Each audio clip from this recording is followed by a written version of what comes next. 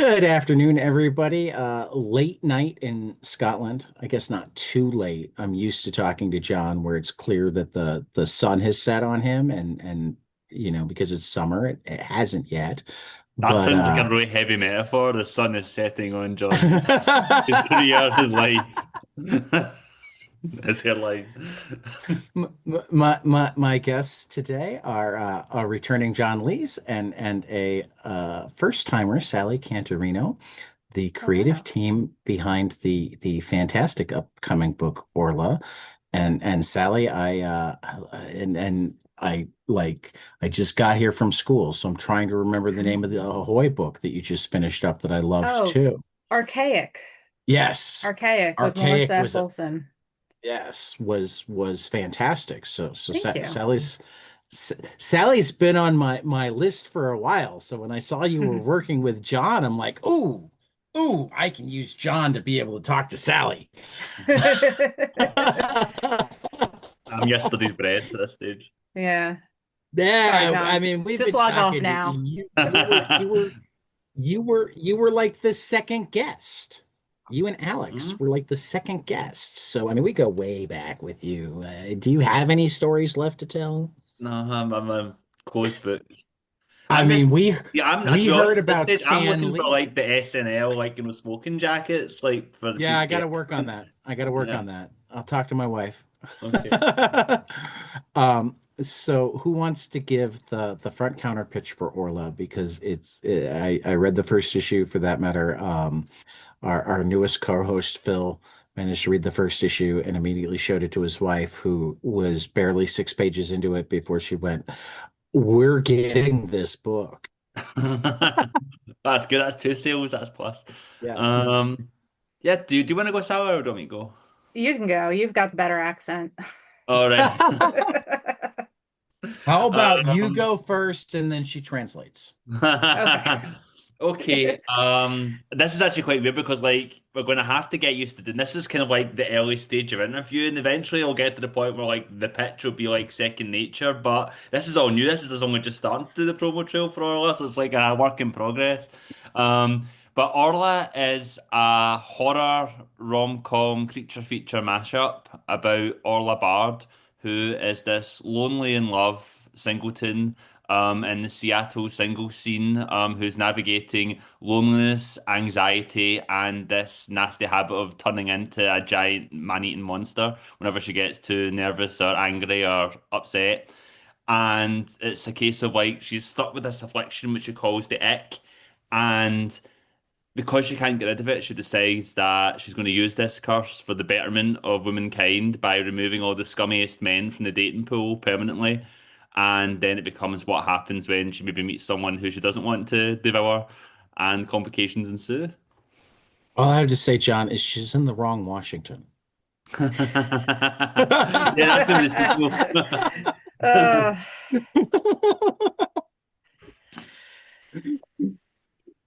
So, Sally, what'd you think when you saw this pitch? I was immediately like in love with it and in love with Orla. Like as soon as I saw the pitch, it like really resonated with me. And I was like, how do I make this happen? Like I really want to Yeah. draw this book. I really want to draw this character. I mean, I got to the first time the monster came out and went, okay, yeah, it is a John Lee's book, and fuck yeah. Yeah. Because the first couple of pages, I've read so much of your work, John, that I'm like, what the hell is he doing? What is happening? This is Did John fall and hit his head? See, I've always said that I'm a frustrated rom-com writer at heart, so I believe that. I believe that. I wouldn't mind seeing the actual straight rom-com from you either. You did well enough with it here that I think you could do great things, but I'm not used to that from you. I'm used to The thing is, blood like, and yeah, it's actually guts. it's a perfect fit for Sally because like I think we were actually talking the last time we were on. I was talking about what a big fan I was of Sally Cantirino, and Yes, you did. I was kind of You going, did. I know something you don't know. But Yeah, I think it got announced like 2 days after that, and I'm like, that prick. Yeah, He sorry. teased us like that and wouldn't even give us the but like, yeah, because like Sally's like so good at like human, like just like at human acting and kind of like Yep. interactions with Yep. characters. The characters have always been so expressive that makes us such a great fit for like rom-com. But Sally actually has a real horror chops. And actually, like Sally, most of your work's in like the horror genre, so I just knew immediately that you would do an excellent job like bringing the act to life and like so like I was just so excited to see those two different sides kind of mashing together. It's been a good mix. Plus, your work always has a little bit of humor to it, or a lot of humor to Yes. it, which I Yeah. really appreciate in a horror comic Yeah. because horror kind like at least fictional horror is kind of silly, like or there is at least that like uncomfortable laughter that happens. Like Absolutely. my husband and our friends, we watched the newest Final Destination, and it's like that, like ah! Like you're cracking up, but you're also cringing. Yeah, no, it's like I've always said, I've always felt that like some of like the best comedy is like 1 degree off of being terrifying, and some of like the best horror is like 1 degree off of being hilarious.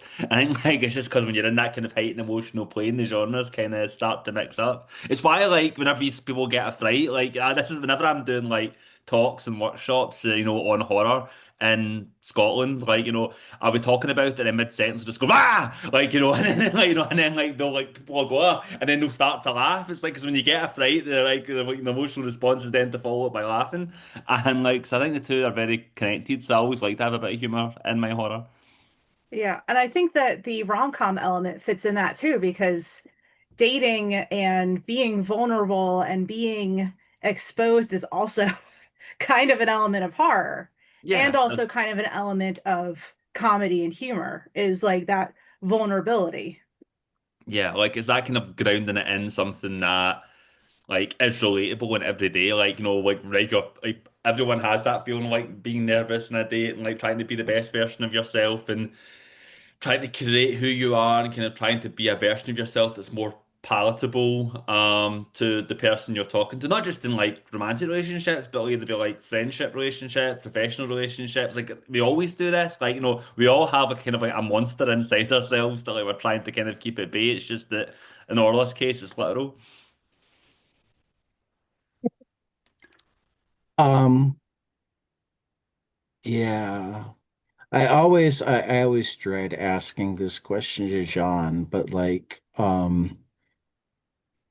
where did this one pop into your head? Where did you go? I'm gonna have this sweet girl who literally eats jerks. Well, the funny thing is, it actually started as like a rom-com idea. I was like, you know what, I'm going to do something totally different. I'm just going to do like a rom-com. I was watching a lot of rom-coms. Like I'd revisited Muriel's Wedding, and I'd watched Riley and a bunch of other movies. So you know what, I'm going to do like a rom-com. And every single time I tried to come up with like an idea for a rom-com, it ended up just like going dark and horror because that's what I do. And like, for example, I remember like at one point I wanted to do something about like dogs and like dog grooming. I think there's like a version of that in like in the background, and one of the posters in like well, this is like a poster that says like doggos and it's like two dogs tied up.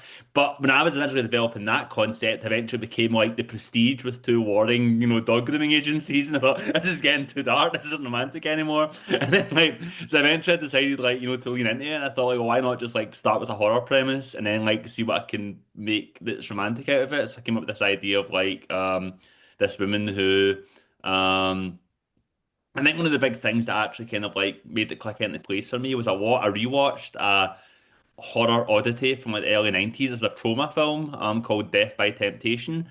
And like this movie's about this kind of like succubus woman played by Cynthia Bond, just like amazing in it. But like she kind of travels down like this, she hangs out at this bar with all these characters and kind of starts picking them off one by one and like devouring them. And that character's essentially just like Pennywise, like, like she's all appetite, like every kind of exterior thing is like, just purely to draw in prey, like, and you see these moments when the man's not looking, it's just gonna go as like, she's a blank slate, there's nothing back there. But when I was watching it, I was thinking, wouldn't it be interesting if like that character had like an interior life and was like had their own anxieties and their own kind of like existence outside of devouring people? And then like I started thinking the character of Orla Bard from there, and like she very quickly took shape. And a lot of my like I weirdly like, I put a lot of my own anxieties into like Orla, this idea of like, fear of not being good enough, fear of saying the wrong thing. I was like this scene in issue 2 where she's on a date and she has like a written note, a written list of like things to bring up in the date that she's going through one by one. Like I've done that, like like on dates before, like so I put on these like little like touches to kind of make her into a rounded person. Then from there, that's where the story took shape. It all started with the characters and everything kind of get built up around that. Um, See, this is the other thing. John describes things so well that I don't always have the good follow-up question immediately. It's like, wait a minute, you were supposed to leave something out, John, so I could go, I well, think it's because I talked for so long elaborate and on forget who the these. question was, when you started. I forget He's something. got the list of points, like he's on a Right. date. He does. He's totally Just off camera. Is the yeah, phone with the yeah, notes. yeah. He's got yeah. Um, so Sally, talk to me about character design. How did you decide uh what Orla was gonna be like? How did the monster is kind of seamless and it like makes sense. So like I kind of like that, but also like if you show me the two next to each other, it shouldn't make sense. Does that make sense? I'm Yeah. saying makes sense a I mean, lot. yeah, like I designed both Orla's character and the ick sort of at the same time. Right. I had a little bit of input. Well, I had a lot of input from John about the design of the ick, Of and then I kind of course. just expanded from there. Um, I know. I have like I mean, I feel like I made like mood boards and stuff. Oh, I love those mood Right. boards. There's Yeah. so much stuff Oh, in so there. yeah. So I made the character design. It had a lot of. I actually have to go open the folder so I. There was a lot of goats in there, I remember, like um. lots of goat Oh eyes yeah, there was like written. so like those. Oh, they're these weird looking goats. Um. I forget what they're called. Oh, Damascus goats, I think. Okay. Um. And they have kind of a very weird face, but it's like things like that and like sun bears. And I think at the time when I was coming up with the ick, it was also when there was that like anglerfish that went Yeah, viral for that like was swimming towards the sun yeah. as their like final act. And I was like, oh well that's I think you can Orla. still see like the anglerfish and like the eyes and the mouth and Yeah. that with I each other. think And yeah. yeah, the anglerfish became really like the touch point, and then the body shape kind of came from like sun bears, which sort of look like people in bear suits. They're just Mhm. weird looking bears. Um and like Damascus goats and Bedouin I love that goats. you actually I love that you actually put it together from like real animals. Yeah, I That's do that. I that's use that a lot as a starting point for monsters. Like a big starting point in the past for me for monsters was like gibbon skeleton. Like if you've ever seen a skeleton of like a gibbon or a different kind of monkey, and it's like you show them standing up straight like a human, and the arms are like way too long and weird okay. proportions, like that kind of Yeah. weird proportions, I'm looking at it right now. shows up a lot in my monster designs. When I was working on human remains, I was looking at like macro images of like flies and fleas and ticks and bugs Yeah, I can see and that. like cockroaches. So Like so when you take something that's like microscopically small and then take like a macro image of it, you're like, whoa, this is like from another planet. I love that you brought that up because, and this is where I have to be horrible and say that like you have drawn.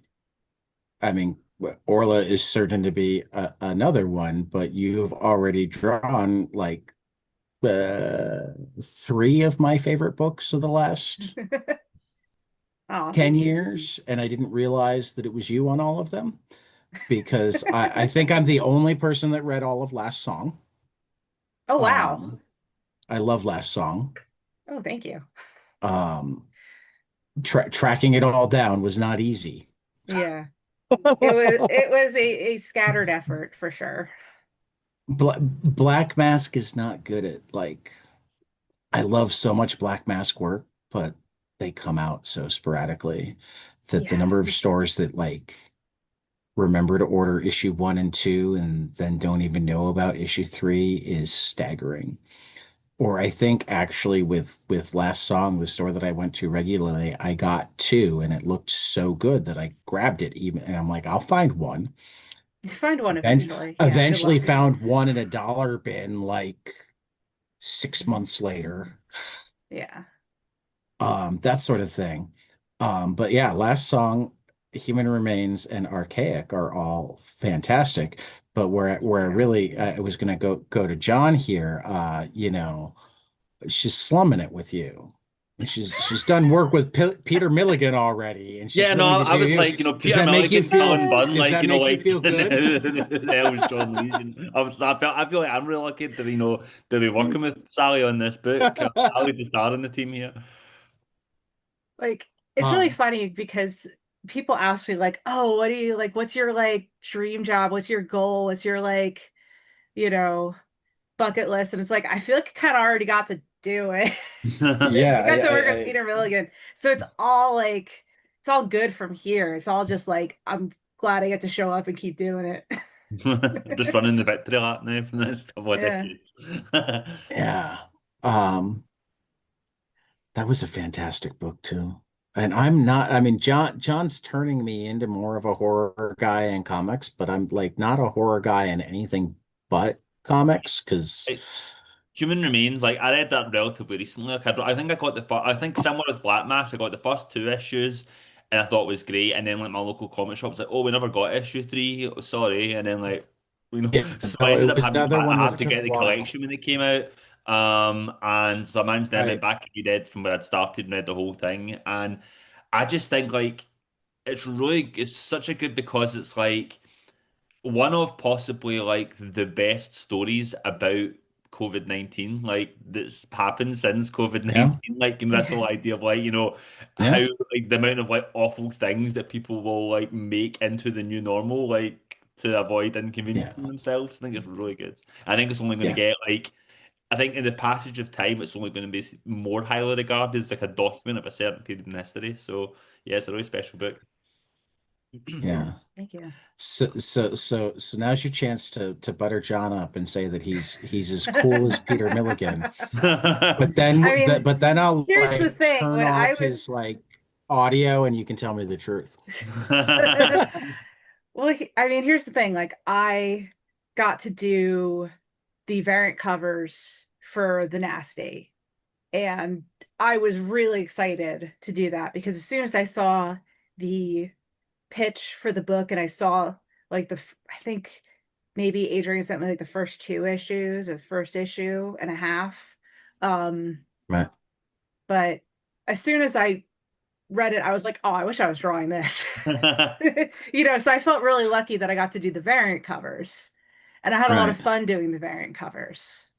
Yeah, oh yeah, no, that's So great. so I'm really so glad you that were it actually you wanted to work with John as much as he yeah. wanted to. Don't you're like making he's gonna have trouble getting his head through the door now. You know this, right? I'm already arrogant enough as it is, you I should mean, he's already like Alex is my friend.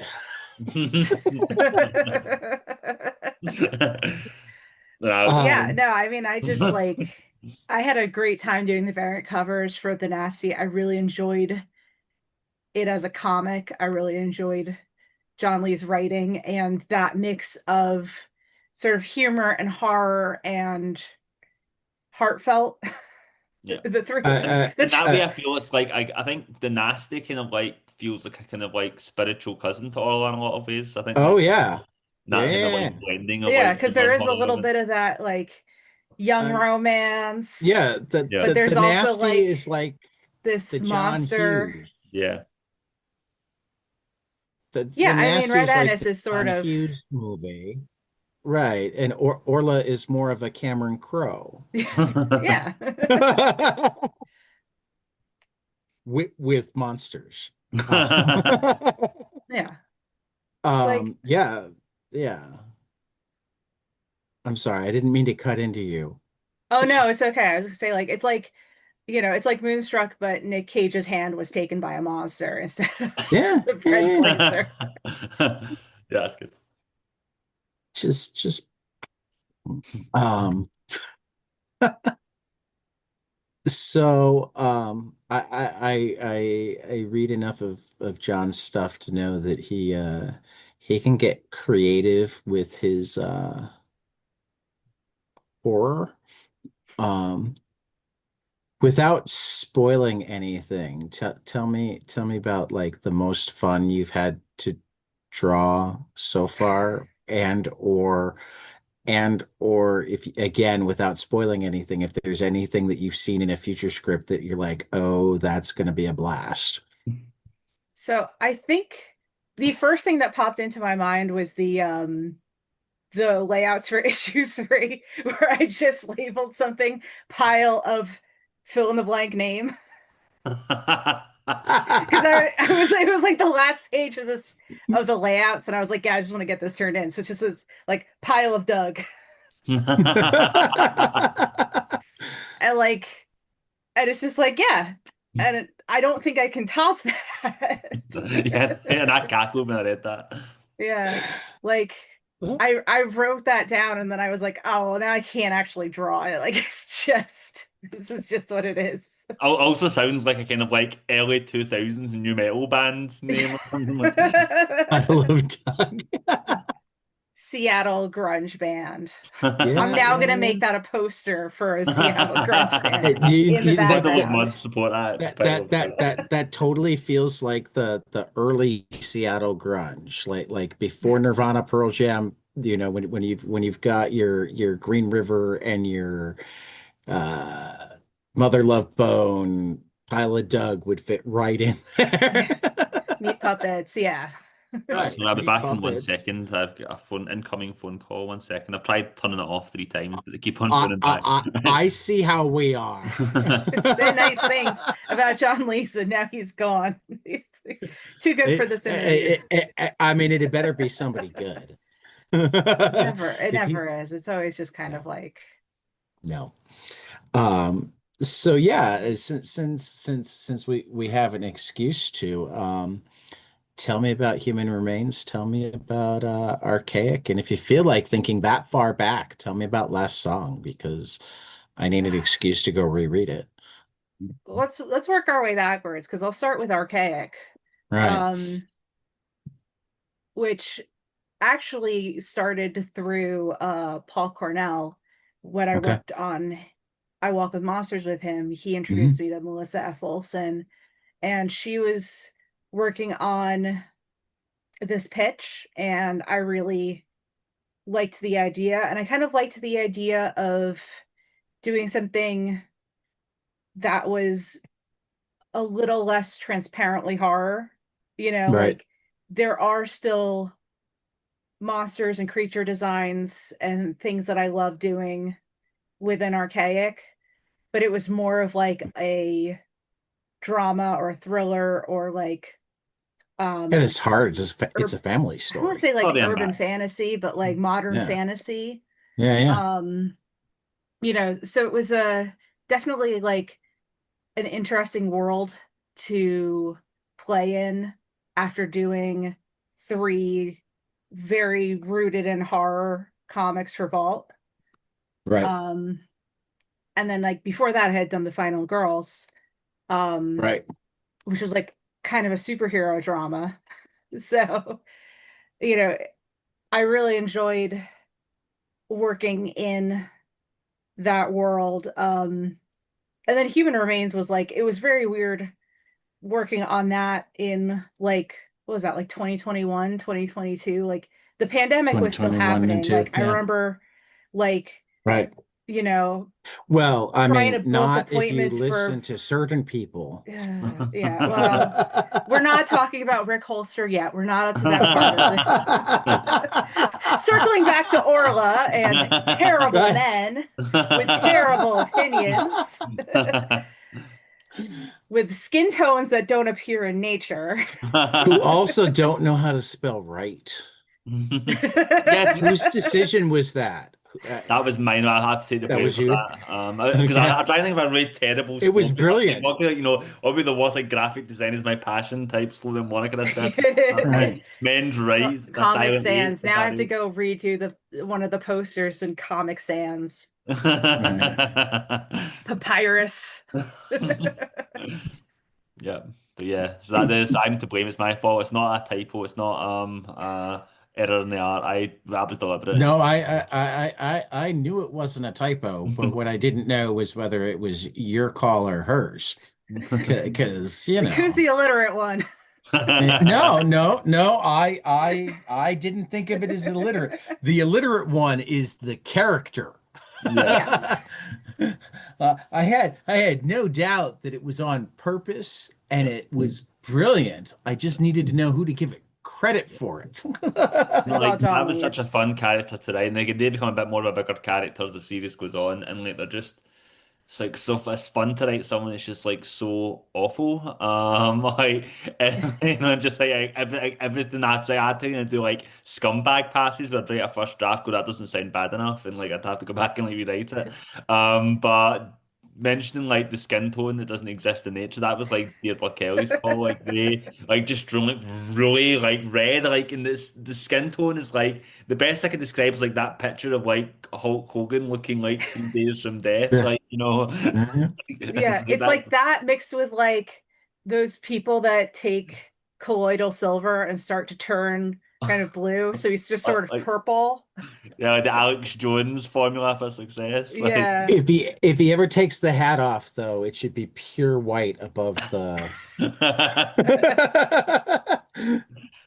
Uh, because it does look like the I was out in the sun with no sunscreen because like the sunscreen for cucks, just like no yeah, sunscreen, just beef exactly, tallow. exactly. Right. Just rubbing myself with beef tallow, walking out in the So sun. What could possibly go barbecue wrong? sauce. right now I'm looking at the page with the 6 states. Now, Sally, did you get to design these men or did John give you? Yes. Yeah. I think he gave So me some loose guidelines. Yeah. okay. So talk to me about getting to design like the worst of the worst men, which you did so brilliantly. I know. I Unfortunately, I mean, have known each of these guys at one point or another, and I've haven't wanted to we hit them with all? things. Haven't we Yeah. all? Yeah, yeah. Like, I'm happy that they haven't been hitting on me. When I think of guys like this is when I'm happy that I was born with the genitals that I was born with, just because I have to deal with them less. But it's yeah. that like for me, like I think like the absolute like pièce de resistance in that page has to be like just like the subtle details on the guy who doesn't wash his hands because he doesn't believe in Yeah, germs. yeah, Is like his t-shirt has the little stains on his fingers have the little stains on them as he's reaching out. Like yeah, that's Yeah. yeah. Can, It's can like, I is that have some of recent your ketchup or fries? no? Right. ketchup blood, who knows? Yeah. Yeah. I mean, being a woman who I don't table as much as at conventions, um, but I do, I have tabled at conventions in the past, and I also joined my husband at a lot of RPG conventions because he's an role-playing game writer. I've seen all of these men. All these men have talked Of to course me. you have. All of these men have like talked to me, insulted me, not realized I'm married to the guy I'm standing next to. Like, Probably tried to tell you how to draw things better. He proper. yeah, I think the one that takes the cake is the times where I've been with my husband and I've been like behind the table working on embroidery, and they're like, "Oh, you must like to stab stuff," and it's like, Like, I'm getting yes. a taste for it now, having to say, yeah. Would you like to see how much I like stabbing things? Oh wow. Yeah, just like we've encountered all of these men at some point. I mean, I only half joke with my wife that now that I know that you don't have to be uh, uh, gender you were born, it's like, well, I don't know what I am, but can I just not be a man? I don't want to be a man. Men suck. Um, Yeah. Yeah, and like, and it's like I think it's like there's like one point in the coin, like I think it's like during like the Orla and Gwyn conversation when she says like like men like are all terrible, and he's like, oh, I agree, because like yeah. Yeah. yeah, and I think like, and this is probably going to get pure like far too roving and big a topic to talk about when we're talking about a comic, but I do think when you look at like so much of like the problems that are happening like in the world and the way people like, politicians and the media will try and draw patterns like and say, oh, this is because of people of like this religion, or this is because like of people like of like from this country or whatever. And actually like the answer overwhelmingly is like the kind of connecting dot is it's all men essentially, like I think like like we really need to like reckon like with that and like um, cause like It's not just all men, it's all a specific type of man that like has somehow been made out to be this is what you're supposed to be. And like there's I'm enough of a history anthropology buff to know that it's no, it's not nature that has brought us this way. It is a distinctly European thing that spread through the world. So why, John? Because you're the one that's still in Europe. Why? I mean like I yeah. don't think it's fair to make the Scottish guy answer for the crimes of the British Empire. First of Well, all. that's fair. That's fair. That's fair. Yeah, that's like touching real bit close to home here. Like, John, you're I English. mean, Tell us that. but seriously, I mean, one of the biggest douchebag men in Hollywood decided that he wanted to play the Scottish William Wallace. So, Yeah, I mean, like the famous like Frankie Boyle, like the like Scottish stand-up comedian, has this famous line where he's saying like people said that Mel Gibson like couldn't be a believable Scotsman for Braveheart, and look at him now, an alcoholic racist. So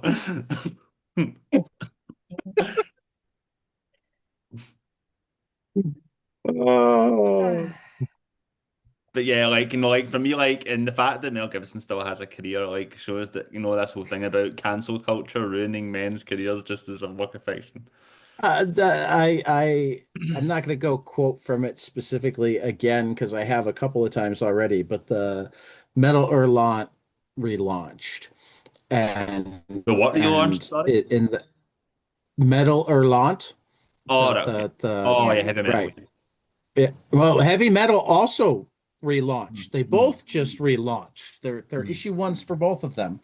But in the Metal Hurlant issue one, there's an interview with Alan Moore from 2020, and he got asked about cancel culture, and he's like, "Yeah, see, the thing is, like, when you're on a broadcast, highly rated news show talking about being canceled, you're Yeah. kind of missing the Yeah, no, like it's like Tasting the absolutely literally meaning of the like Yeah. word. no, like literally, I mean, like here in Scotland, we've got a front row seat for it because like J.K. Rowling like lives in a castle in Right. Edinburgh, like in the Scottish Right. Yeah. press, like is every Sunday, it's like every paper in Lockstep has a front page like feature on its like 4 page expose on how J.K. Rowling has been silenced and censored, and Right.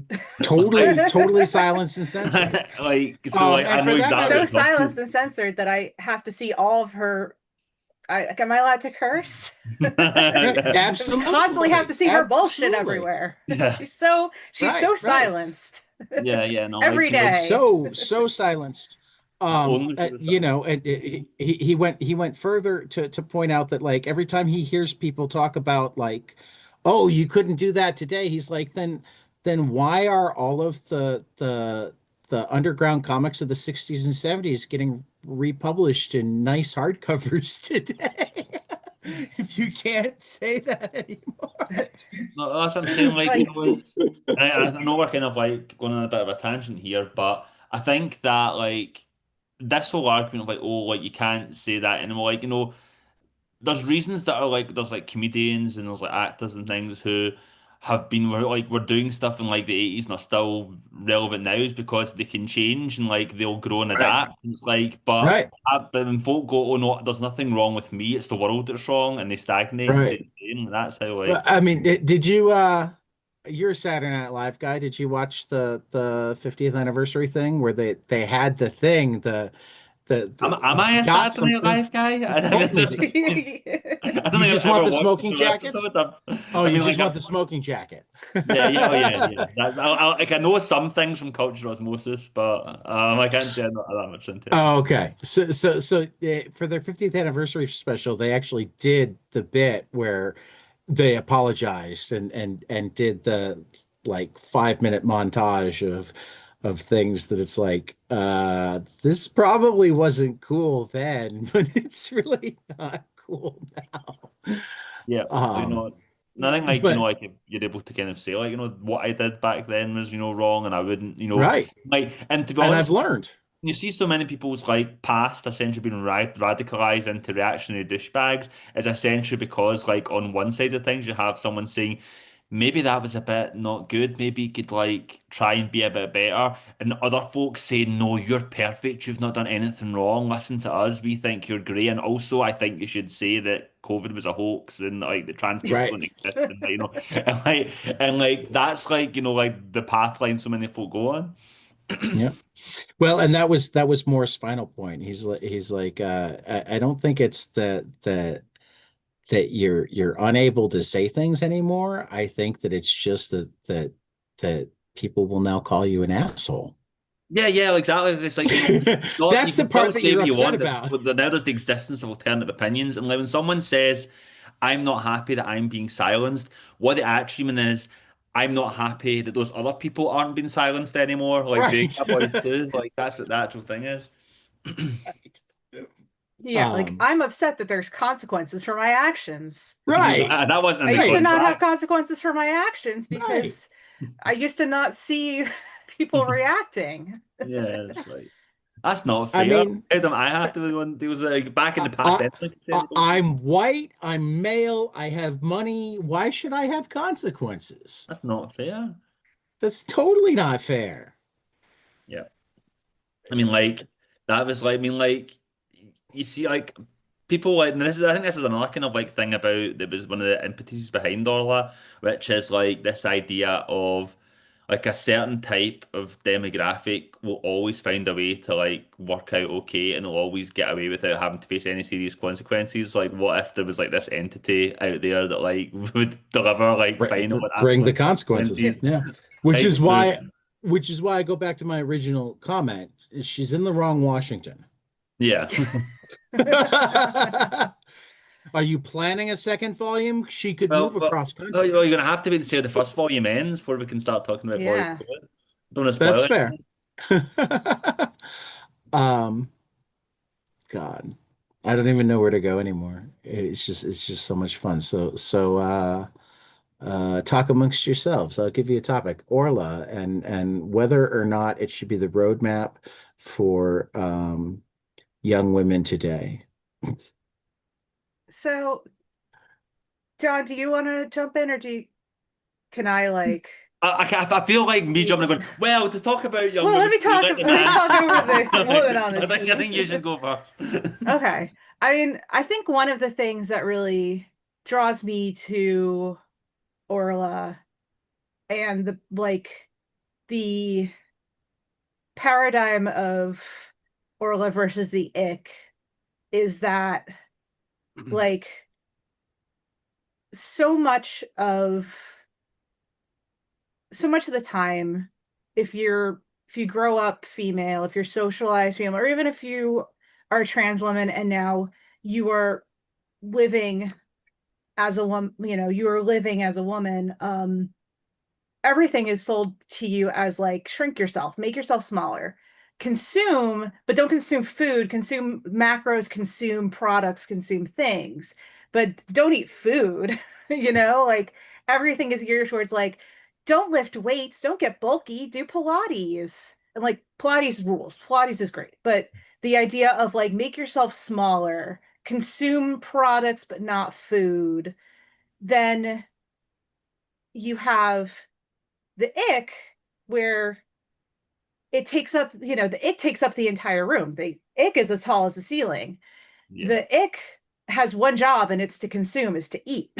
And it's to eat with like joy and abandon. And there's like um a panel on the bottom of page 7 that's like my favorite drawing of the ick. But nom nom nom Because nom it's nom. yeah, where it's just like just that's how I like it's just no reservations, just snacking away, snacking away, you know? Yeah.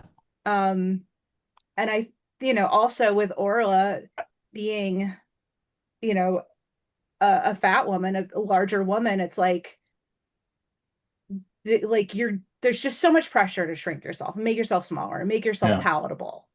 That Yeah. the ick being like as far the opposite of that as possible.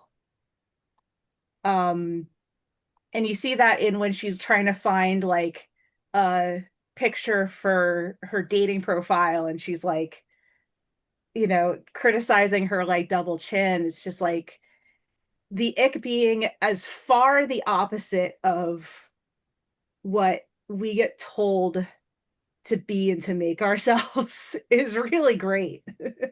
Yeah, it feels like this kind of like, and especially because like as Tad was saying, like because like there's like these some like certain design parallels between like Orla and the Ick. It really hammers home this idea of the Ick of B as being like all the stuff that like Orla's kind of held in and felt that she can't express, kind of just like exploding outwards and being like like amped up to the nth degree, and like going like following on from like what you were saying, like I know like that like when I was writing the book, when I was like developing the book, I had like this kind of like kind of I was wrestling kind of in development of this idea of okay, I want to get invested in like the romantic story and like will Orla find happiness, yada yada yada, but like people are dying, like like literally, and then I eventually kind of came to this place of like what setting aside this idea of having to like establish that murder is bad and like go well actually no I don't want people to hate Orla, like even if she's doing bad things like or doing things that are maybe wrong, like I don't want people to But hate. are they? Well, again, that's the like one like I I don't guess weep for technically. technically murder is wrong. But like also I didn't want people to hate Orla. I I didn't want people feel to like like think there's she was room like, a for. monster or be afraid of her. I wanted them to be afraid for her and like, want her to find happiness. And like so I tried to like, um not be too like morally judgmental about what she's doing. I just like presented it as is, like this is who she is and this is what she's done. But she's also like a fully rounded human being with like hopes and like anxieties and fears and yeah. So like I definitely feel like like the I didn't want it to be like a cautionary tale or something like don't do this or else that. But yeah. So hopefully that comes across. I think it does because like I don't think of her as doing bad things. I think of the ick as protecting her. Yeah. so far is the ick. You know, Oh, you might be I breaking think up a bit, Tad. there's no I'm as I talk, so I'm too because I just got an internet connection is unstable, but like there's mild minimal room for debate over whether or not what's about to happen is rape, but it's certainly not, oh, please come home with me. You know, so when the ick comes out and decides to eat the total douchebag that fat shamed her for getting the most expensive dessert, even as he would let her pay for her own food. Uh, Is it murder? I I mean, she did try to don't give think him so. an out. She did try to be like, "Hey, we Right. don't have to She do this, tried to give buddy." him And he insisted. multiple outs. Yeah. Yeah, like, it's like she says, like, like, she gives these people every chance to escape. Like, Shazzy's rules of she's not going to, like, Well, coerce and anybody he or. even went as far he even went as far as to be like, well, I paid for dinner. It's like, wait a minute. Was that chivalrous, or do you think I'm a prostitute? Yeah. I think it's like, and that You you see that all the know, time in all these kind of like Reddit threads and stuff about this idea where all these people talk about like, and this is like this is zero sum game of like, or uh sort of like sex workers less expensive than a girlfriend because like you don't have to like, pay for dinner and pay for like, the movies and pay for that. And like look at these men who think everything is just like an investment, like in like getting the prize of sex, like, and I wanted to kind of like convey that kind of like element in this guy, this date that she has, where someone who would think of themselves as like a nice guy and a gentleman, but like actually like is like quite predatory, or very predatory, I would say. And so yeah, yeah, I like was what? about to say he never struck. I mean, he might think of himself as a nice guy and a gentleman. I never thought of him as a nice guy or a gentleman. He's just icky. No, He's no pun the worst kind of icky. intended. Yeah, the I'm successful, so bow down to me, icky. Yeah. Um, so yeah, so far I haven't seen anything where I'm sitting there going, oh no, no, she's bad. I kind of think Oh, of she was way the out ick of as a line with separate that one. entity. Right. And for that matter, without like spoiling anything, there is a point where it's like she is terrified to have more of a relationship with somebody that she clearly likes because she doesn't know if the ick will come out. Yeah. And I like I mean think that, this is like, and the kind of kind of like feels like it's the kind of like crux of the story where, and this is always about that state, that you this like universal, really, like relatable thing, and everyone gives me a blank look, but like, but that universally relatable thing, like where you feel like you're performing being normal, and if anyone gets to know you too well, like they'll think like oh, I don't like that person, I don't like the real who they are, like they're too weird, they're too boring, they're too John. Like, so it's safer to keep a superficial level relationship so that I don't have to reveal all the weird parts of myself and so that kind of anxiety is kind of the crux of the story. That's like the horror of Orla, like this idea of like the ick for all its violence, for all its like terror, is part of me and it's who I am. Like, so if I'm really going to let like someone in, like they have to embrace all of who I am, including like, oh, do I accept that or do I try and bury this part of myself and keep it hidden and like show, like push the consequences down the line, knowing that like it's only going to get worse and worse and worse the more you try and kind of bottle that part of yourself in. Yeah, like I'm married and there's still times where I'm like, well, this is gonna be the thing that it makes me too weird. And it's always just kind of like info dumping about like, oh, we were watching the Gilded Age the other night, and I was like, if those were real pearls, they would have been tied in between each pearl because only fake pearls fall. I was like, what? Like there's always kind of, like I said before, like horror is about feeling vulnerable and being scared because of that vulnerability, and then so is dating, so is romance. Yeah. Yeah. No, you can say nothing I mean, scarier than like opening yourself up to somebody else. I think that's actually why I've always liked rom-coms more than horror. Rom-coms make me feel nervous and scared. Horror just grosses me out. Um, all right. Well, John's already given me his comics biography, but we're talking to Sally for the first time. So, Sally, Oh wow. um, I would like, and when I say your comics biography, I mean not your bibliography. We went through that already. Talk to me Hmm. about like what got you into comics, what made you decide you wanted to make comics. Give me titles, give me people, whatever. So, I mean, I am in my mid 30s, so I was a kid at the time of like Nickelodeon magazine and Disney Adventure magazine, and um also like manga starting to be on the Or shelves available. and available. Yeah. Also like just the internet being able to find like scanslations of stuff. Yep. Yep. Um and I was very lucky to live in a township with a library would that kept, like, first of all, like kept comics on their shelves, and second, like the YA librarian had a like suggestion box, so anything I wanted to read I could pop a suggestion box in. So I was able to have access, like, first of all, like the first stuff that I was reading was like um when like Shonen Jump came to the Okay. US. Right. I want to say that's like 2001 or 2002.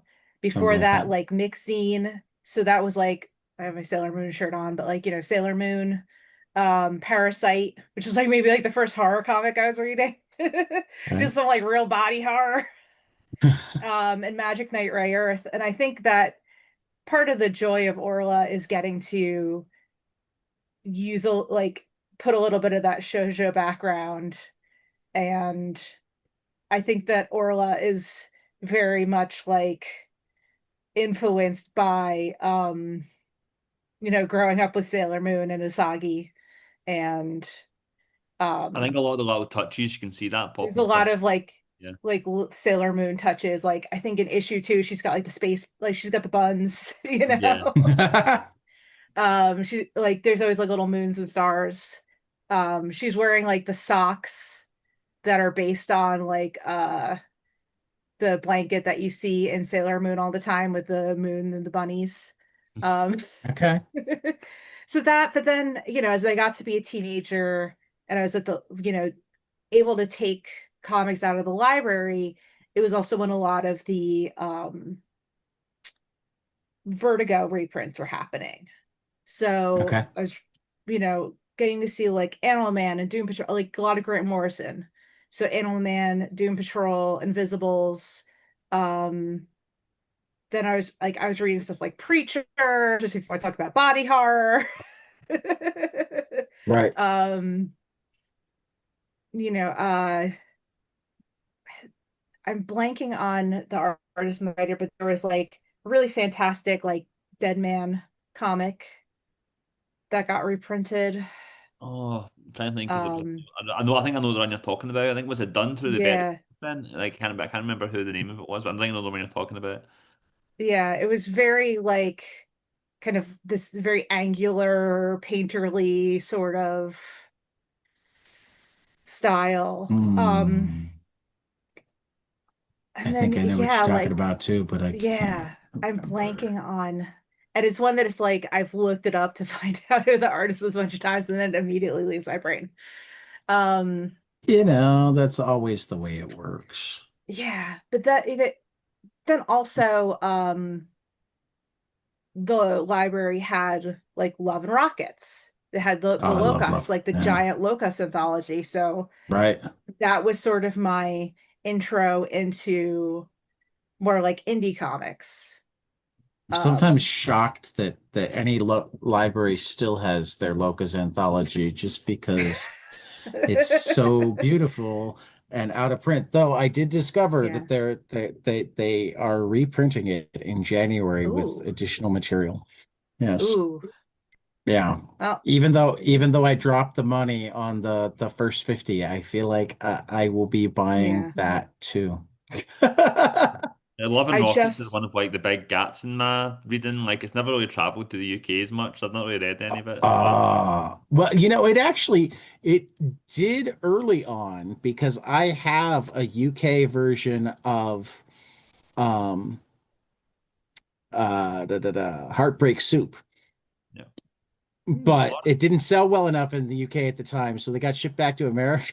Are But what I do have is one of my secret texts. you pulling out Queen of the Ring? Yeah, Queen of the Ring, Yeah. Oh, yes. Yeah.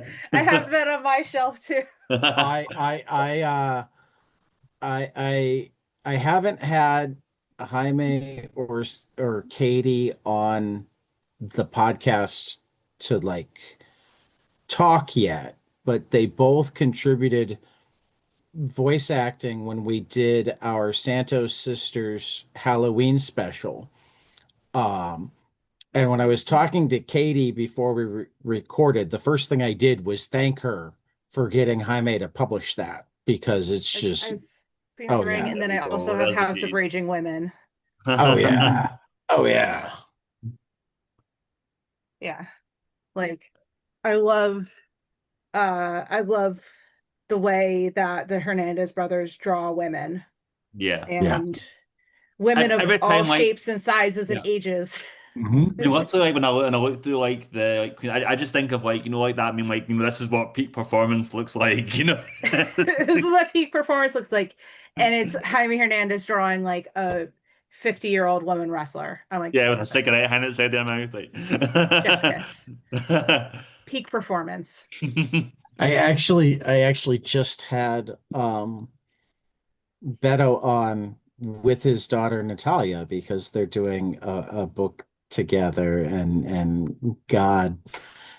God was it fun to ask Natalia about her dad's work and watch him go, no, no, I don't No! want to hear this.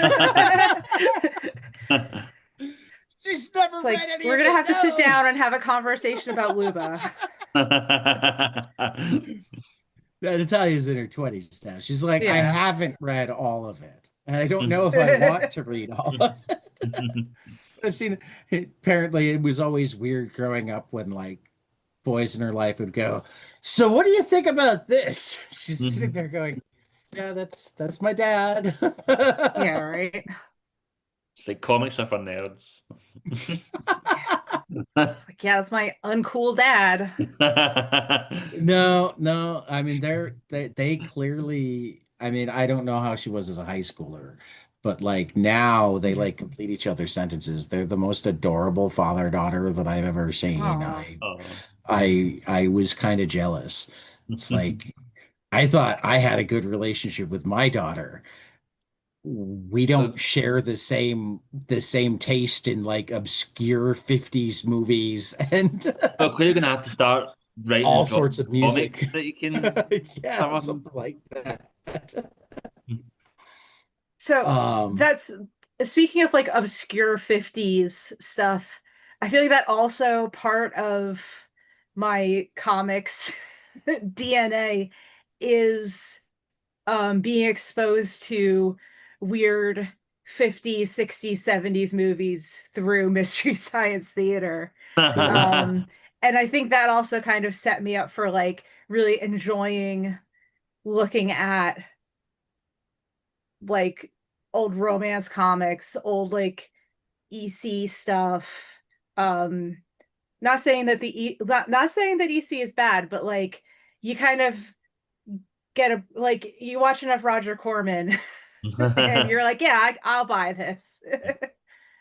Yeah, you can see the kind of wheels turning, thinking this is going to sell. Yeah. But I think it's interesting though, where it's like it kind of shows you that even now, because like, especially in like the Western comics market, like the direct market, there's still this kind of like snobbery towards the romance genre, like where you have like all of that old classic horror stuff, like with EC and Tales from the Crypt has been reprinted and reprinted and archived, like Meanwhile, Jack Kirby, like the bulk of his career was spent making all these romance comics, and like how hard is it to get like a proper like good quality collection of all this stuff? Like you just can't.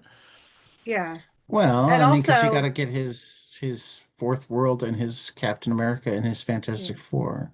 That's what he's Exactly. known for. I was also gonna say there's such also overlap between the artists from South America that drew stuff for creepy and eerie and that drew romance comics, especially like in the European and UK markets. Like Hmm. that, like Pepe Gonzalez, who was drawing Vampirella, was also drawing like, you know, just work for hire, like normal ass romance comics, you know? Yeah, I think that's your comeback. Should come back.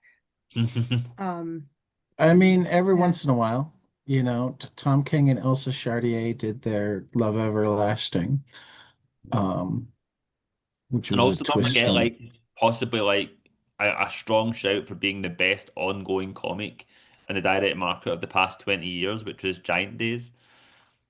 Oh Mm. yeah, Giant Days was fantastic. John Allison is fantastic. Yeah, I love his work. yeah. Um, Reading Great and British I've Bump right now is good. yes, Great British Bump Off is fantastic.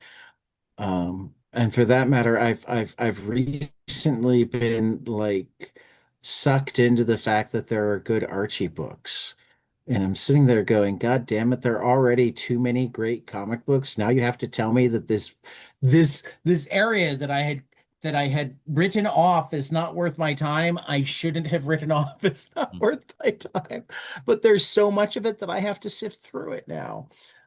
I'm also still half down the dead man rabbit hole trying You're to figure trying out to figure out which which, oh my which God. dead man is the one that you love. But I think like you can see that love of romance comics, like like that Sally's like put all the way through, like or I think that was like such a big part of the book's DNA. Now you can see not just like obviously the office element is like Oh, the it was covers, the but Kelly Jones Dead Man. oh Kelly Jones, the goat. Yeah, Kelly that Jones, was the Kelly not Jones Bruce Dead Jones, Man. because No, Bruce Kelly Bruce Jones. Jones did the Vertigo. Or So maybe we're it looking wasn't. That for would have been Kelly Jones. Mhm. Yeah, it was Dead Kelly Man by Jones Kelly is Jones, the complete collection. It got printed in I think like the early 2000s. yeah. And so that was my like one I of still, my big intros to Kelly Jones's Batman covers with those big ridiculously massive ears and everything, yeah. like core comics meant Yeah, to be. That's just baked into my DNA. Anyway, I just since you brought up that I rabbit like hole, I had Dead. to go. Yeah, well, no, I love Dead Man and haven't read enough of them. So like, I don't think I've read that run. So now I'm needing to go figure it out. Um, uh, Before we get to my favorite final question, I'm gonna say, John. And I always love how you're so good at being kind to your co-hosts or not stepping on other people's coolness. Like when I invited you to come co-host when I had Anthony Cleveland and Alex Cormack on when you had your last Kickstarter kickoff. Um, you had a Kickstarter start today. You want to talk about it? Oh yeah, It's forgot like, to oh transition my favorite topic myself. Yeah, so yeah, we just today launched Grogor and Shanks book one on Kickstarter through Comics Tribe, who have done Sync and Then Everyone Was Gone and other stuff in the past, and it seems to be going really well. We've already like last time I checked, we're already well past the 50% mark in funding, which is good. But for anyone who's not aware or not familiar, Grogor and Shanks is a high fantasy meets procedural mystery genre mashup about Von Grogor, who's like a charming dwarf tailor, and Arlog Shanks, who's his sullen orc steward, and they travel from village to village in the mythical realm of Plana in their wagon of wares, trying to drum up business, and they keep on like quite against their will, getting wrapped into various mysteries and crimes that they have to solve, like a pair of prototypical private detectives. So I've been saying it's like, Lord of the Rings meets Knives Out, but for me, like part of the fun of it is that so much of fantasy is like this big epic sweeping like narrative, like, book one of 15 of the Goblin Balls saga or whatever. But like I wanted to do something that was like really kind of like tight and episodic and like kind of Columbo or Poker Face or Murder She Wrote, where it's like every issue is like a standalone. Here's a mystery. The story's finished by the time you get to the end of the issue, and they move on somewhere else. And so like that was a big and the comics influence was like Master Keaton from Naoki Urasawa. That was like a big kind of like touchstone of like that has all these kind of like varied mysteries. So I wanted to kind of do something along those lines. And this Kickstarter we're doing now is going to collect the first two stories. So it's two standalone mysteries. The first one is the one that kind of I released on my newsletter and I had, a little while back as a little teaser. Then we've also got a second story, which is going to be brand new, plus various extra bonuses, pros content, pin-ups, all this cool stuff. The overall series is going to be 4 issues long. It's going to be a 4 issue miniseries called The Curious Trade of Grogor and Shanks. That'll eventually get released in the direct market after we've done the Kickstarters and then go back for collection. It's the same model we've been using for Sync, which is like, a couple of deluxe edition Kickstarter exclusives, followed by a direct market run, followed by a collection. Although, having said that, like since Diamond seems to be like an ongoing state of implosion, I don't know what how the direct market run's gonna go. I guess we'll have to wait and see. It feels like Well, every I time I mean, tune on in, like there's like some fresh disaster. I was actually talking to a fellow comics nerd friend. We went out for coffee and we were talking about Diamond, and it's like you're saying the demise of Diamond feels a little bit like the death of Darkseid in Final Crisis, where he's falling through reality and he's dragging everything down around him as he falls. It kind of feels like that's happening right now, but yeah, I guess we'll wait and see. But for now, we've got a Kickstarter which you can get. I've got a handy link I can share in podcasts, so you don't have to. It's Comics Tribe. That's COMIX tribe.com/GS. And if you click on that, it'll bring up the Kickstarter page, and you can read up about it and check out our various cool covers and extras and pledge your support if you're interested. yeah, I already did I as know soon as I that saw it this morning. like good egg. So, my required final question, because it's the most fun question to ask. John's had to answer it multiple times, so no more Urasawa. We know you love Urasawa. We love Urasawa too. You got to come up with something else. Um, tell me something Yeah. you what? No, I'll let you go first. Sorry. Tell me something you love, preferably a comic, but we don't really have rules. Preferably storytelling, but again, we don't really have rules. But something that you love that not enough people around you have experienced and you need them to, so that you have more people to talk about it with. Mm. Oh man. I wish you gave me this question in advance because now I'm going to sit here like I've never It's read it's anything in not my entire it's life. Yeah, not this is nearly as much fun to give it in advance. yeah. I kind of got Yeah. thrown And off. you're I was expecting like what comics you reading question. Every time you ask me this, I always like go, It's what like, have I I been don't know. I've reading? never Do I read a read comic comics? before in Like my who am life. I? Um, you don't have to oh stick to one man. answer. You don't have to, Yeah. Do we're I go very first while you're thinking loose. of one? Yeah, go I for want it. to I want to hear John's answer. Yeah, Okay. I want to hear let's hear it. him say something, and then I'll probably Yeah. think of something. Okay, I've actually got a couple. First off, comics to start with. not just because it's Mad Cave Studios, but I have been reading Buried Oh, Go, by my old friend. I'm allowed to say he's my friend, Alex Cormack, yes, you are. and writer Anthony Cleveland.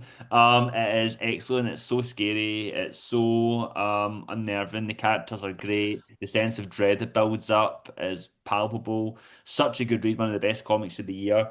Non-comics, this is going to be really weird, but continuing with the romance theme, my whole personality for the past like couple of weeks has been shaped by this video game I got for PS5 called Date Everything. It's like a dating sim, where like the whole thing's like a sandbox where you're in your own house and you get sent these like special sunglasses where you can bring like all the objects in your house to life as like human personifications of those objects. So like you can go down and you can choose to either like start a romantic relationship, start a friendship, or become enemies with these like various human personifications.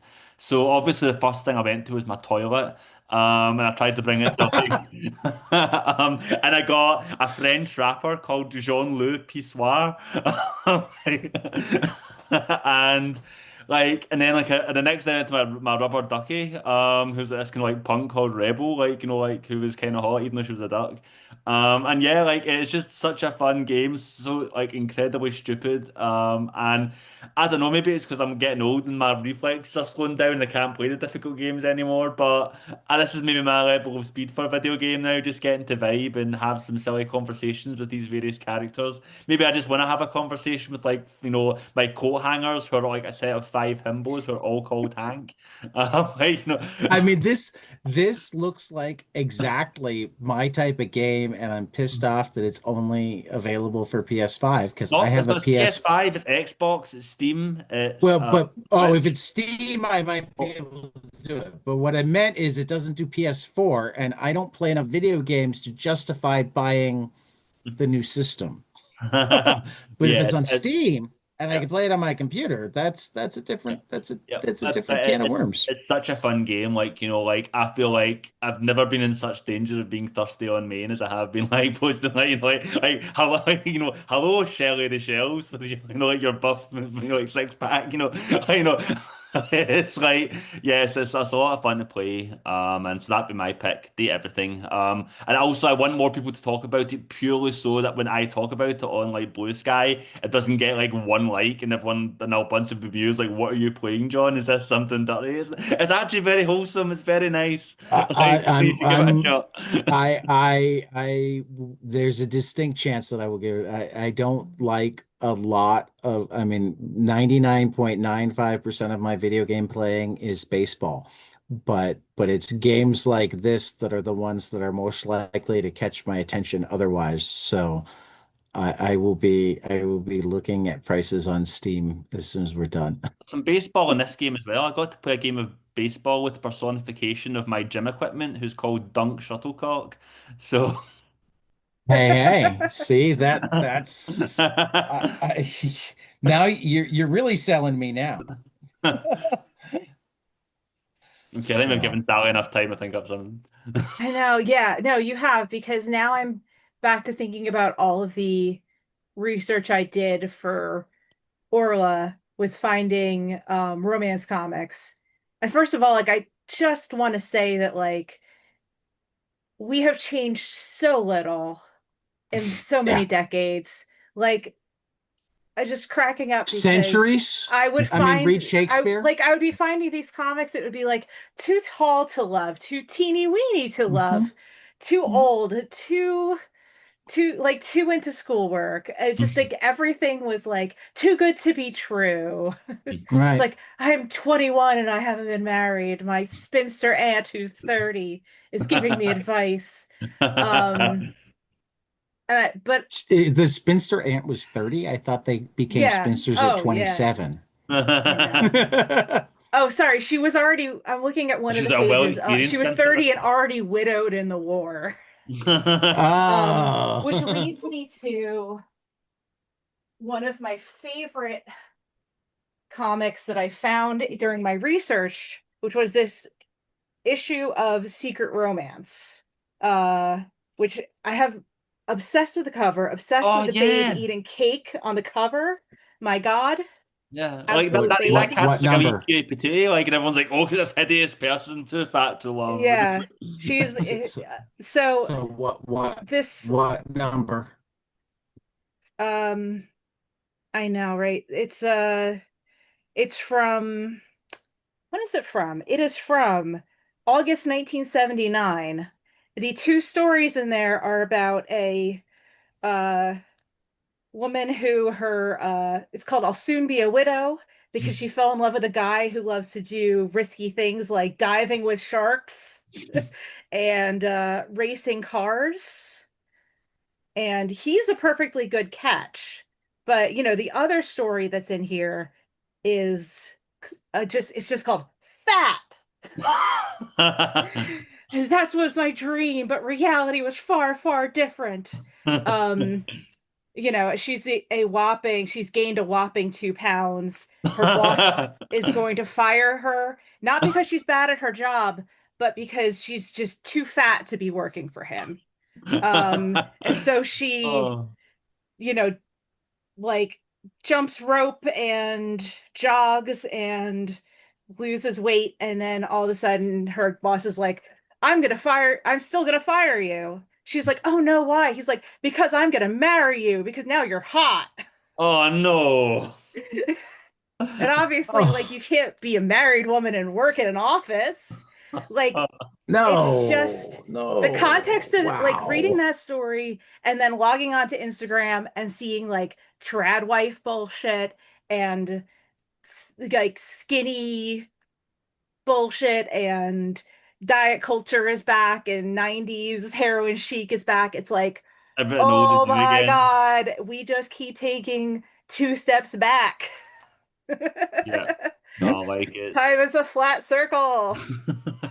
keep on bringing back the same old bullshit over and over again. But yeah, I had to find this cover, like this comic in person, because this drawing of her eating cake is like my favorite drawing I think that I've Scandalous. seen. No, it's pretty It's great. she's just happy, she's eating cake, she's got like a box of chocolates, she's And I bet got she was so a much bunch of happier then. comics.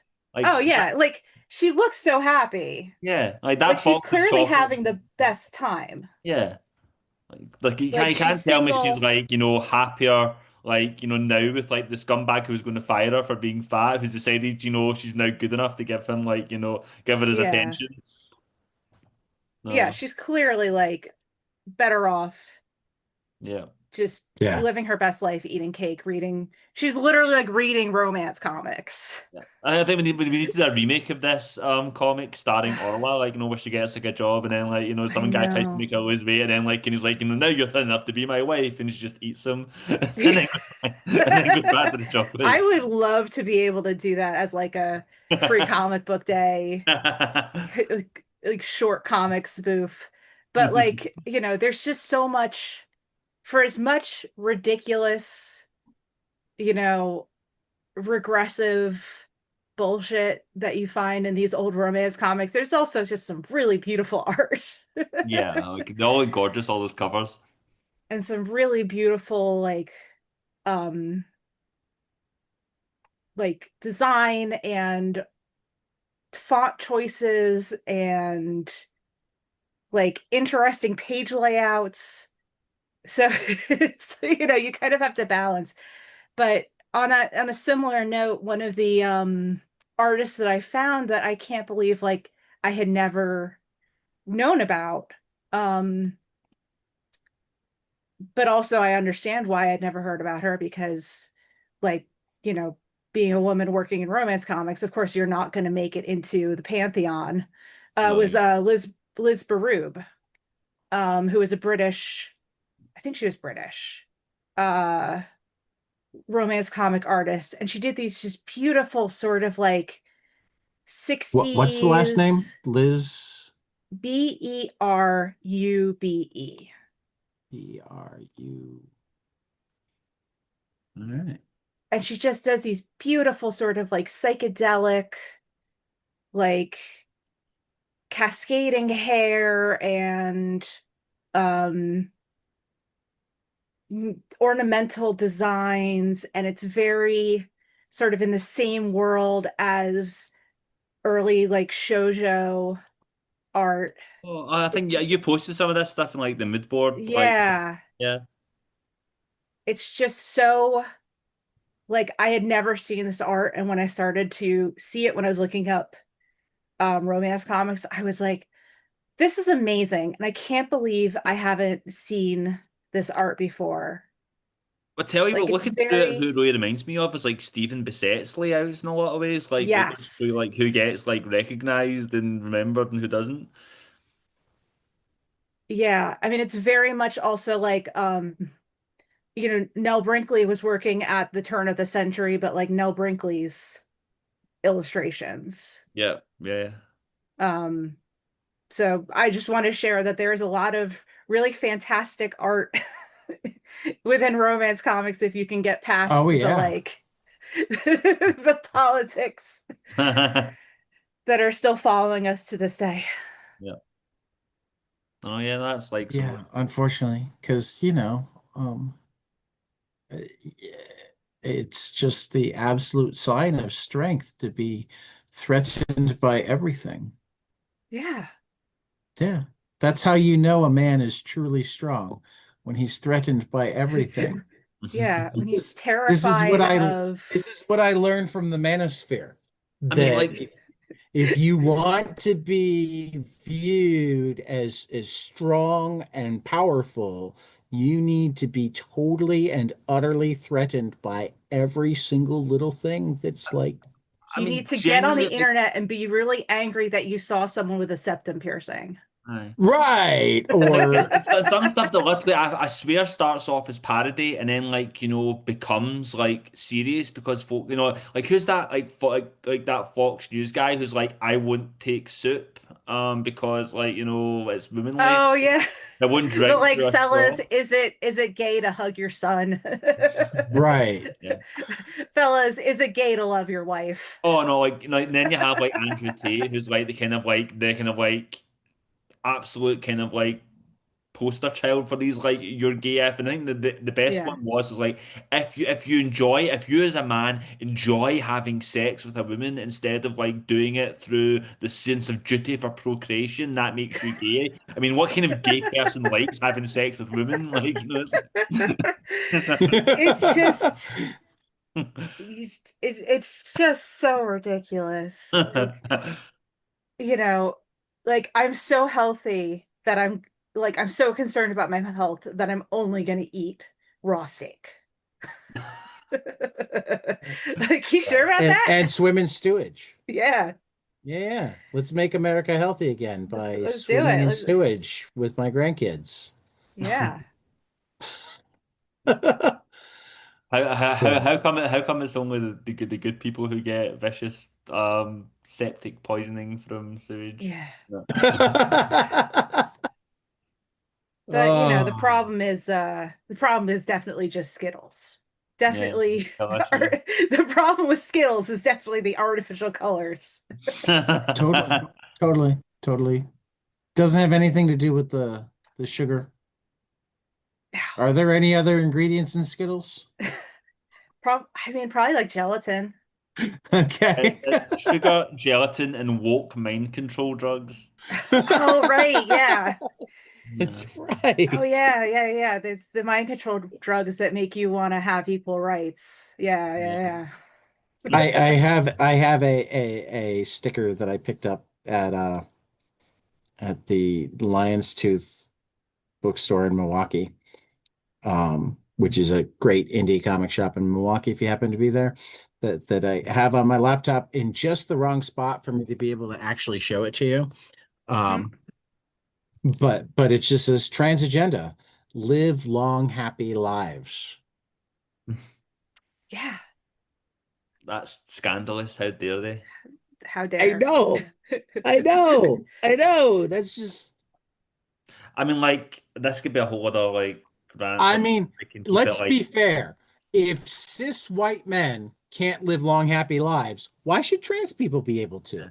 I mean, like for me, like in the UK strand of this in particular, because you know, like we recently had this thing where we were trying to kind of leapfrog past the US, where we had the Supreme Court ruling, like that like trans, women can't be, legally like labeled as women or whatever, um, and like the you see is like after this initial period of gloating that all the TERFs had and J.K. Rowling smoking her cigar, like they very quickly went back to like grousing and complaining and like threatening because the grievous engine needs to keep on turning. And I essentially know. the same thing as what happens. We're great in the UK, like we're great at like moaning and not being happy. It's the same thing that happened with Brexit, where people voted for Brexit to leave the EU because they thought that the second that Brexit vote came through, it was going to be like Thanos, like clicking his fucking finger like the Infinity Stones, and all of the immigrants would all just vanish and disappear into dust, And the same Yeah. thing happened when they thought, oh, the Supreme Court have ruled you don't exist, so how dare you keep on existing and living your lives and being happy in your job? It's not fair. The law says you don't exist. I won. Like, why are you still here? And it's like, so this is what we're kind of dealing with right now. But it's just all it's created is like more confusion and resentment and hate, which just continues to feed itself and make things even worse for everybody. Yeah. I mean, so what you're saying is we need the Infinity Gauntlet so that To get rid of all the when turfs. Like Scarlet Witch was when like no more Sam fair. Alito decides something, he can make it happen. That's what I'm hearing here. What I'm hearing is that we need to do a so have you ever heard of the I think Becky, the Becky movies?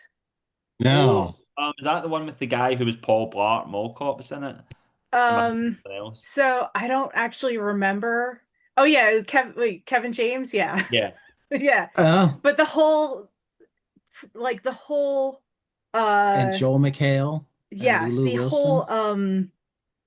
thing about those two movies is she's just running around killing like Nazis. I feel like we just need to do sort of like an Orla and Orla 2. Yeah. Send her to the other Washington. Yeah. It's all Yeah, good. no, Yeah. there's something there. Like a part-time job in the White House, and Hmm. members of the cabinet keep on disappearing. Yeah. Bloodstains left Yeah. behind in the Oval Office, and nothing else. Yeah.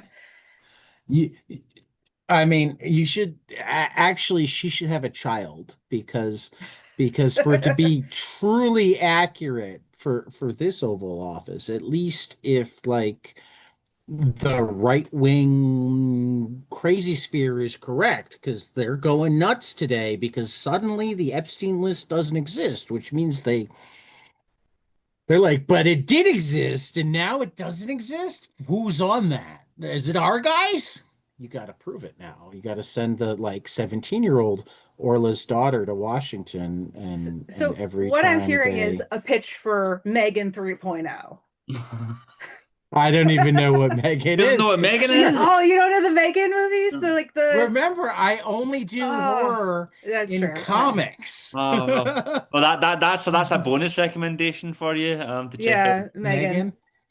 So we're adding Becky and Megan Yeah. now. I mean, Becky is pretty gory, so if you're like, about gore, then like I would maybe skip Becky and just go right to Yeah, Megan's like horror Megan. for To Megan. Megan's a little more like Terminator kind of horror, yeah. right? Which I've Right? never Yeah. actually seen Terminator. Adding Terminator to the list. You know what I rewatched recently with my husband that was a good time? Running I, Man. uh, oh yeah, I love the Running Man. It's like, yeah, this is Running Man I exactly have what seen, but it was a long, 2017 long was time like. ago. This is exactly Weirdly, what 2017 was like. weirdly Well, accurate though. I remember Yeah. I watched The Running Man like when I was a kid. I thought this is crazy sci-fi, dystopia. It's totally out there. It's This just total crazy fantasy. sci-fi where But then like you have like when TV you look at them, personalities rule the United States. yeah. Yeah, basically, in the Running Man, which is this crazy, but the people thought in the 80s was like a crazy cartoon like movie, literally starts with like a cop who is like disgraced and drummed out of his job because he refuses to like shoot on crowds who are gathering for food during like an arranged food shortage to starve a population, and you're like, like, wow, was this accidentally really topical? Yeah. Then you have like the whole idea of like, isn't it like people being distracted from like the collapse of the society through like TV Yeah, personality, they have like reality Yeah. and television? like essentially like we put our criminals through like American Gladiator. Yeah. Like Right. Right.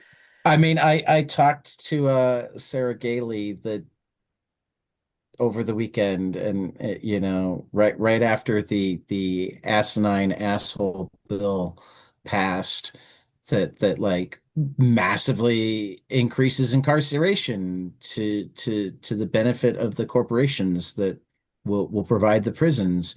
And we're sitting there going, you weren't supposed to have know your station be the roadmap. No. right. Oh, You oof, know. oof. What a Greg, great comic. What a it terrible is. Yeah. plan for the planet. Yeah. Yeah. Greg Rucka just started the final act of Lazarus, and literally at the letters page starts out with like, when I started writing this, it was supposed to be like a well-informed cautionary tale of a possible dystopic future.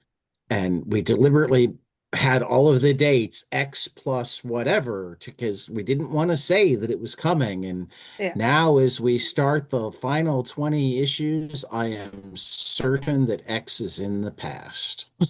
Yeah.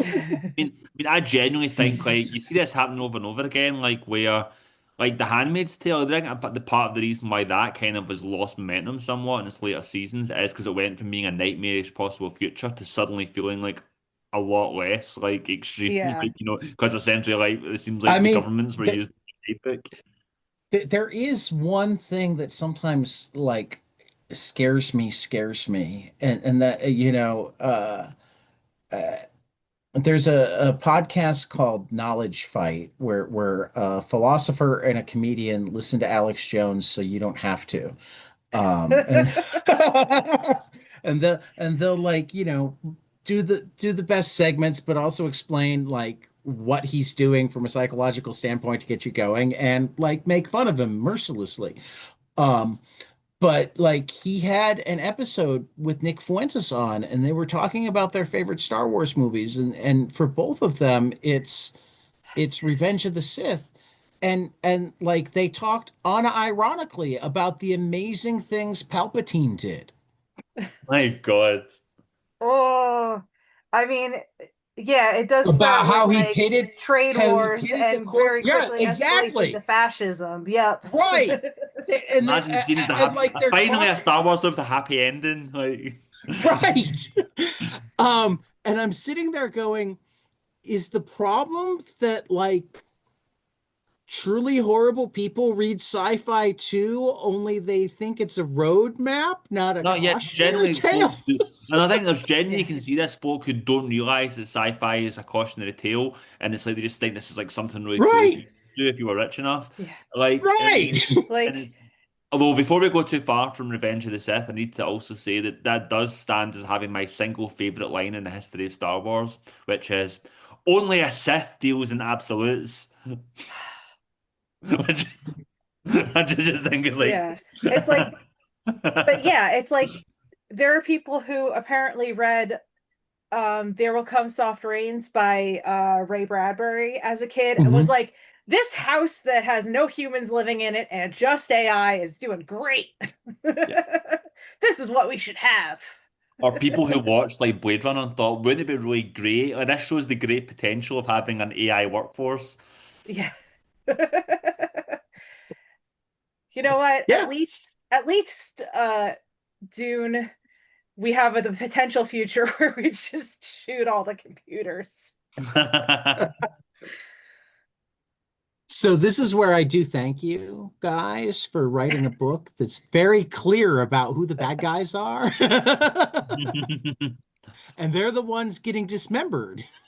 Yeah. Oh, I'm sure there was someone that does a totally wrong, reading of it. Like these poor Yeah. men who it's like a slasher Because about these It's innocent men really right, being killed by what problematic kind of that, woke problematic book is this that yeah. all of these great men are getting slaughtered by this cut down in their ugly prime woman?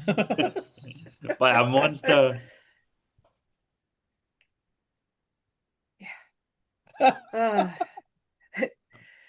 there, If that there's happened. going to be like somebody who's like, now I have to draw somebody in the comic wearing a shirt. This is like Rick Holster was right. There will be someone reading. I mean, I hope there's not someone reading Orla who's like, yeah, I like this guy. Why wasn't there more of him? I think we'll be all right. I think that like those people, the only comics they read are like the ones that like they back on Indiegogo that they never actually receive. So I think we'll Yeah. be Oh, okay. oh, oh. Yeah. I mean, because let's I mean, they face it, wouldn't buy it anyway because there's a woman on the cover. Let's be real. Yeah, right. we'll do the I man always variant to get them. when I What's still a bit of worked at a comic called comic you I shop. know a was variant cover promised called butts. Steve? There's a picture of like Steve in the front cover to try and lure them into buying it. They're like very like 0 out of 5 stars. I was promised butts, but there was only man butts. What you should do is I'm liking this variant cover idea. It should be the men's rights t-shirt guy, only add white spelled WITE and give him a big gun. Yep, we'll make a fortune, covering all bases. The gun needs to actually be bigger than him. People have to look at it and go, "Wow, that's a strong man to be able to hold It's that got to be gun." like the quad shotgun from one of the Phantasm movies.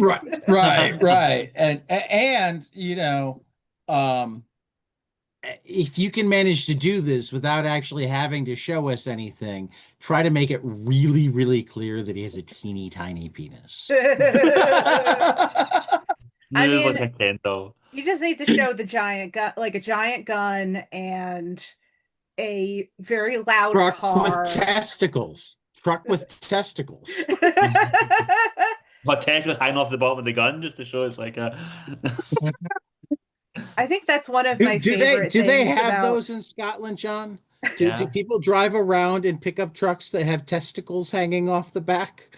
Well, it's like bagpipes, like I said, essentially a big throat and you squeeze in and out to play music. So Because I want to I mean not because I want them because like I don't but like where would you sell those? well, What bagpipes. store do you walk yeah, into? And there are like you don't have testicles that you can hang weird on gas your tow hitch. stations like in America. Yeah. Well, just go to the testicle shop and you'll get stuff. I mean, I did once see what was clearly a homemade one where it was like a brown sock with a couple of tennis balls in it. And I'm like, see, that makes sense to me. I don't know You know where to what? A buy for my effort. testicles. Yeah. So I'm gonna A make for testicles. effort. Great use of recycling, great for the environment. Right. Cancels It out all the might have diesel your even truck is burning. right. It might have even been pantyhose because you can kind of see the color of the tennis balls. You know what? That's resourceful. That's been made with a lot of love and passion. That's someone who just really loves balls and wants to share that love with the world. Uh, No, it really is a thing, John. At least God. twice a week, I will be behind a pickup truck that has testicles. I I don't know why we do this. I don't like. I can't imagine that these like. And I guess I've even seen it once or twice where the guy with like all of this like the hugely offensive bumper stickers and whatnot and testicles on his truck has like the wife and kids get out of it with him. And I'm like, how? How? I mean, even if you somehow can't stop him from having testicles on his truck, why do you get into it? No, no, if we're going out to breakfast, we're taking the minivan. Plot twist. The minivan also has testicles on it. The minivan has like a roof rack, just like a pair of like big cocks that are just like looking up like. There is a woman, and Oh. I forget exactly what kind of car she drives, but they're like she must have a job or something where we wind up driving near each other on Wednesdays sometimes when I'm going to the comic shop rather than home from work, and we're just on the same stretch of road because I've seen this. I hope to God it's the same car, because if it's not the same car, it's really disturbing. That has a Hello Kitty with an AK-47. Oh wow. Yeah. Although that reminds me, did you see like was it Christopher Cebola that posted on Blue Sky? Like he says it's like, this car that he calls a local cryptid, which is like this just spot around the local area everywhere, and it's this big bright pink car which just has like lovely cursive dialogue written around, sprayed on the side, vagina. And then on the hood it says vagina mobile. I love it. Like, I really hope that's just like an OBGYN who loves their job. Just like really passionate. Yeah. Just really passionate about Yeah. reproductive health. Like, Okay. that would be a fantastic plot twist. Really love Yeah. reproductive health. Just like, So something is important. important. No. Um, but We've fallen deep down the rabbit hole now. yeah, I think Deep, we should deep probably down the climb rabbit back hole. out the rabbit hole. Yes, and And say final order cutoff on Orla is Monday, yeah, Monday, the 14th of July, this July coming Monday. 14th, So yeah, right? I just to stress again, like, I know you might think like, oh, I'll just go pick it up on release day, it's fine. One, shut up.